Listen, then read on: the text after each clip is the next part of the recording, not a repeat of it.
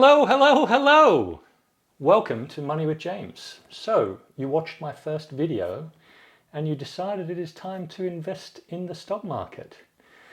Well done you. The journey begins now. So where do you start?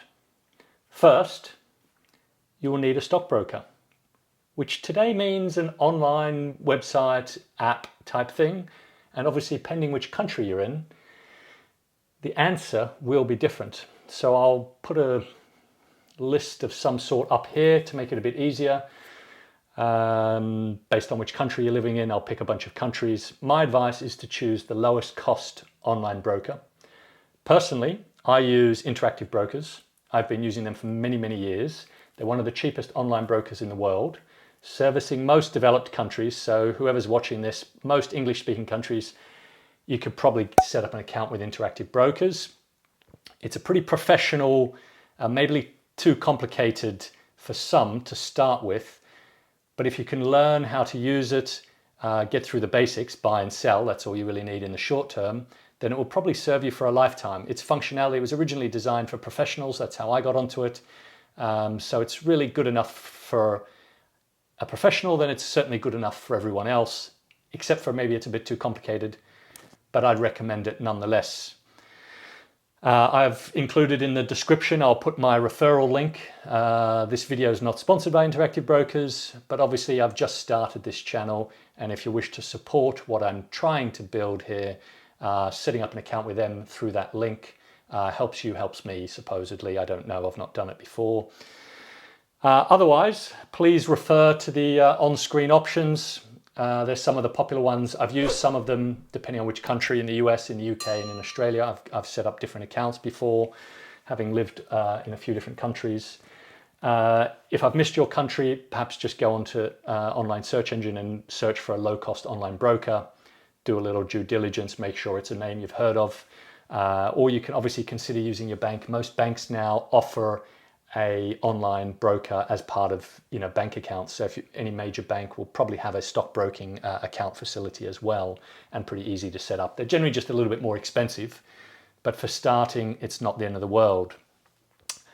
So now you have your account open, hopefully, obviously not in these 3 seconds, but you've got your account open. Transfer in some starting capital. As per the last video, let's say you're 10,000, even 1,000, it doesn't matter. You started in. And now you are finally ready to begin. So, you might be losing it all come tomorrow. But, jokes aside, ultimately you need to start. And, putting your money in, getting your broker, that's step one. Step two, my general advice, along with Warren Buffett's advice, and if you haven't heard of him, he's considered widely by most to be the greatest investor of all time. He's still alive, in his 90s now, is to start with a S&P index tracker. I'll explain what that is. But for 90% of people, so probably most people starting out, no matter your age, this is the best, easiest, safest, most diversified, cheapest option, and probably where you should start. And perhaps even for most, where you could even finish. It's a very easy, simple investing strategy. And why complicate things? It's complicated enough. So start with whatever you can. $1,000, $5,000, $10,000, and then each month or each quarter, add some more, whether that's $100 or $500 or $1,000. One extra thing to consider are your brokerage fees. When investing with a broker, they will typically charge you a commission. Obviously, I've recommended low-cost broker. So if you can find one, like in the US, for example, if you can find one like Interactive Brokers, you'll be charged as low as 50 cents or $1 for each trade. But if you use your bank, you might be charged 10 or 25 even dollars per trade. So if you're investing regularly, you need to factor in what your brokerage commission is going to be. And that brokerage fee as a percentage of your investment. So let me give you an example just to get your head around it quickly. If you're investing $100 a month, which I'm guessing many of you starting out will probably be doing similar sort of number like that, then a $10 brokerage fee is immediately taking away 10% of your capital, which is just ridiculous, not a recommended strategy. You would then need to get 11% in growth before you even get back to $100, which is your starting earned, your real money. So it's a very, very bad idea. Therefore, you need to wait a bit longer, or perhaps get a different broker who's cheaper. So if you wait a bit longer and you get 3 months, let's say, so every quarter, you now have $300. That $10 is basically only about 3%. That's still not great. I think a better target is to make sure your brokerage is 1% or less.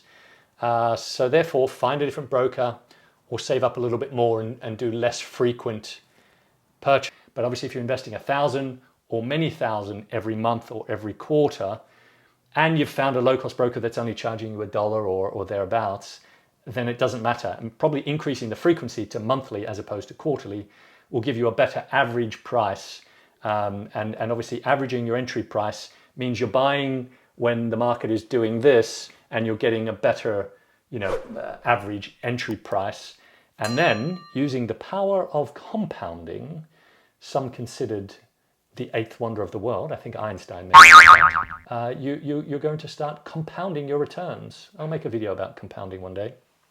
Now, if you really want to get advanced, a little trick you could maybe consider doing is, instead of adding the same amount every month or every quarter, you add the same amount every month and every quarter. But if a disaster happens, like COVID or any of these other big events which happen, and they make the stock market take a big pull down, so the S&P pulls down 10% or more, perhaps during that time period, again, if you've got the nerve, and as I discussed in the first video, the nerve is the hardest part, developing that resilience to stay invested.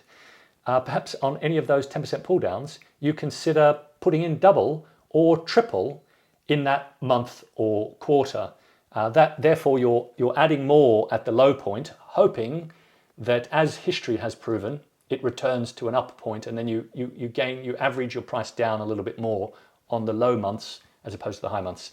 Definitely not mandatory to do it this way. You can keep it very simple and just same amount every month or every quarter.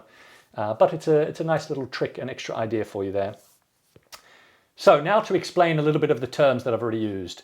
What is the S&P, or the S&P 500? The S&P for short. It's the biggest stock market index in the world. As per the name, it includes 500 stocks. They are the 500 biggest companies in the USA. So at the time of filming this, the biggest are the massive tech companies, basically, like Apple, Google, Microsoft, Nvidia. They're all in the trillions of dollars now, which is just insane. There weren't even 100 billion when I started investing, and now more than 10, 20, 30, 40 times that. It's really surprising. But it all goes all the way down to the 500th biggest company. So you get a very diversified portfolio by simply buying the S&P 500 or the S&P. So by simply buying this index, you get access to all the earnings, all the growth of a very, very broad, globally, largely globally diversified portfolio. So they have income coming, Apple has 20% of its income coming from China, and all of the companies have income coming from all parts of the world. Plus, amongst those 500 companies, you've got the big tech companies, obviously, as I've mentioned, but you've got industrials, you've got consumers, you've got metals and mining, you've got pharmaceuticals, travel, leisure, all of the various companies, retail, that exist across those 500. So you get a very diversified portfolio, all by just buying one instrument, one ETF. So it's relatively safe, relatively well diversified, relatively easy, and hence why the great Warren Buffett recommends it as a strategy, and also why I, in general, recommend it for most people to consider as well. It's very safe. It's a good starter portfolio. Perhaps for many, you just only do that so that you don't complicate things.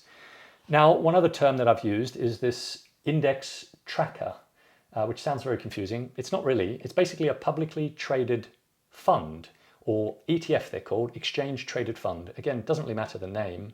From your perspective, from my perspective, it's basically just like a stock. So when you log into your online broker, you type in the instrument, they call it, the item, the ETF, the stock, the whatever, and you buy and sell it. It's as simple as that. So when you buy the index tracker, you're buying the same thing as if you were buying a stock. It's created and managed by a big asset manager. There are countless of them. They usually take a tiny fee, usually less than 0.1%, often even less than that. So it's really low fee, and it replicates the return of the index pretty closely. Personally, I use the SPY, which is the biggest, but there are a few other major ones. VOO and IVV come to mind. They're the three, as I understand it, the three major S&P 500 trackers with hundreds of billions, I think give or take 500 billion in each of them. They're very heavily invested in, very actively traded. The prices are very constantly updated during market hours.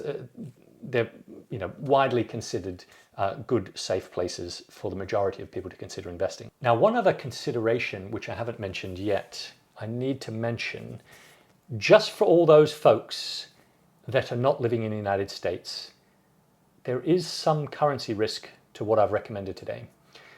What that means is every time you buy the SPY or any of these US S&P 500 index tracker ETFs, you'll be buying with US dollars, the almighty dollar. This means that whatever currency you're actually earning in, or therefore whichever currency your capital is in, that will need to be converted to US dollars each time you buy some of these ETFs. That means you need to do a currency trade. There's not a big deal with that. I think to keep things simple, for most developed countries, and considering this as I'm recommending it, it's a relatively long-term strategy, there'll be some months where your currency is strong relative to the US dollar, and there'll be some months where it's weak relative to the US dollar. Over years, this average should hopefully be irrelevant and not worth worrying about. At the other end, in years to come, when it comes time for you to sell, if you're selling in small pieces, then again, you're averaging your currency on the way out. If you're selling all of it in one go to buy a house or a car or something like that, you increase your risk a little bit of having a bad currency sort of risk, which basically means, let's say hypothetically, you start investing today and you keep buying the US dollar to then buy the S&P, and the US dollar is strong relative to your home currency. If in a year or 5 years or 10 years from now you decide to then sell all in one go to buy that dream home or whatever, sadly that means if the US dollar is now currently weak relative to your home currency, you'll be selling back out, getting a whole bunch of US dollars, and then having to put that into your currency, and you've kind of done the exact opposite of ideal. Now, the inverse could happen, and you could get the exact opposite to happen. You buy when US dollar is weak, and then you sell when US dollar is strong. It's unfortunately part of investing. This is an unfortunate risk that you'll need to take.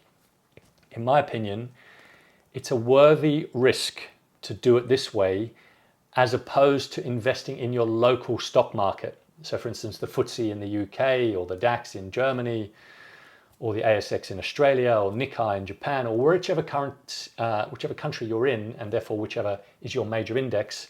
The diversification and the global nature of your index relative to the S&P 500, and therefore the growth in the S&P 500 relative to your index, I think will outweigh this currency risk. Nothing is certain. It's not guaranteed. It is a risk that you need to kind of be aware of, but I think it's worth taking. That's why I'm highlighting it, but still encouraging this as a worthy strategy, even for non-US dollar home currency people. Now, generally, for most brokers today, everything's so global. If you deposit in whatever your home currency is, and then you try and buy something in US dollars, generally the broker will automatically do that trade for you. They'll sell your currency, they'll buy the US dollar, and they'll buy the instrument you're trying to buy, the SPY or whatever, and they'll do that all for you automatically on the spot, and you won't even notice it. They'll probably pop up something and say, this is your currency rate, etc., etc. Generally, there'll be an extra fee. If you do go with Interactive Brokers, again, it sounds like an ad for Interactive Brokers, but it's one of the reasons I use them. Investing globally, FX is fantastic. It's as good an FX conversion you can get, even if you worked at a big bank on an institutional scale. The FX that you get with Interactive Brokers is the same. It's really, really remarkable. And the cost of the trade is cents on the dollar. So it's de minimis, even if you're only investing $100 or something small. So I do strongly recommend them. And I do strongly still recommend this strategy, but just highlighting the currency risk. So there we are. Got yourself a low-cost broker, online broker, likely an app, as we all are, connected on these things nowadays. And you're ready to start to invest. Of course, you can also invest in individual stocks or anything else. But my general advice for most people starting out is to just use one of these index tracker ETFs. If not, only do that. Over time, perhaps you get interested. I'm going to post some videos on how to analyze a stock and all of these sort of things over time and give a little bit more advanced information. But in the short term, and for most people, it's probably a bit too complicated, a bit too risky, takes a little bit too much active time. So if not 80%, 90%, 100% of your portfolio could just be in the S&P 500. And if you're averaging in month after month after month, over a decade or more, you're going to see really great consistent returns. It's very well diversified. So that's it. Thanks very much for watching. Please like, subscribe, comment, and all that good stuff. I will do my best to respond to any questions or comments. You can also send me a question on my finance blog, moneywithjames.com. I look forward to seeing you all again soon. Thanks for watching.